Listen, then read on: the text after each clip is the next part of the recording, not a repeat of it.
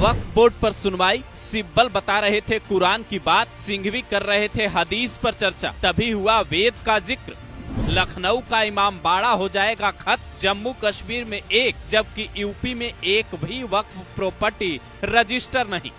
वक्फ कानून पर रोक या मोदी सरकार को हरी झंडी, सुनिए कोर्टरूम में क्या क्या हुआ, अब क्या करने वाले हैं योगी। तारीख 22 मई 2025, वक्त दोपहर का, सुप्रीम कोर्ट में वक्फ बोर्ड पर सुनवाई शुरू होती है। केंद्र सरकार की ओर से पेश सॉलिसिटर जनरल तुषार मेहता कहते हैं, वक्फ सिर्फ दान है, वो इस्लाम का अनिवार्य हिस्सा नहीं है, जिस पर मुस्लिम पक्ष की ओर से पेश वकील कपिल सिब्बल और राजीव धवन परलोक का जिक्र करने लगते हैं, वेदों तक की बात होने लगती है। जरा आप भी सुनिए कैसे वेदों का नाम लेकर वक्फ को बचाने की कोशिश की गई।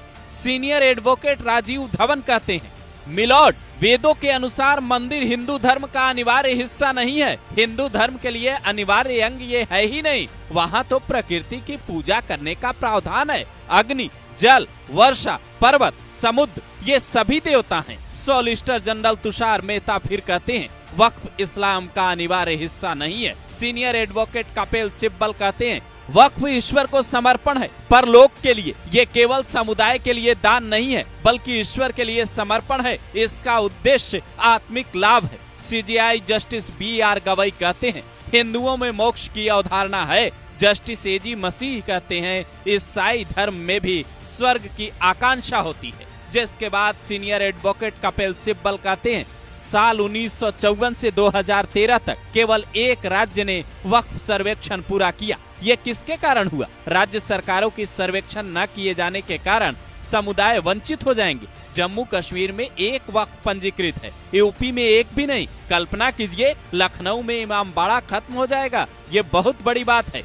सॉलिसिटर जनरल तुषार मेहता कहते हैं, मिलॉर्ड, अदालत को गुमराह करने की कोशिश की जा रही है। इतना सुनते ही कपिल सिब्बल गुस्से में कहते हैं, आप सभी तरह के बयान देते हैं और हमें कहते हैं हमने अदालत को गुमराह किया। सच्चाई तो ये है कि कलेक्टर ने अगर कह दिया कि ये वक्फ की संपत्ति नहीं है, तो उसके बाद क्या होगा? ये संवैधानिक अधिकारों का उल्लंघन है। हालांकि सुनवाई के दौरान एक एडवोकेट ने तमिलनाडु के उस गांव का भी जिक्र किया जहां 1000 साल से ज्यादा पुराने चोल वंश का मंदिर है, लेकिन अब वक्फ बोर्ड उसे अपना बता रहा है। तमाम दलीलों को सुनने के बाद सीजेआई ने फैसला सुरक्षित रख लिया। अब फैसला क्या आता है, इस पर सबकी निगाहें टिकी है। लेकिन 21 मई को अदालत ने जैसे कहा था, अगर अंतरिम राहत चाहिए तो मुस्लिम पक्ष को और मजबूत दलीलें लानी होगी। उससे लगता है सिब्बल, सिंघवी और धवन की दलीलों में ज्यादा दम कोर्ट को नजर नहीं आ रहा। हालांकि फैसला अदालत को करना है। अगर केंद्र के पक्ष में फैसला आया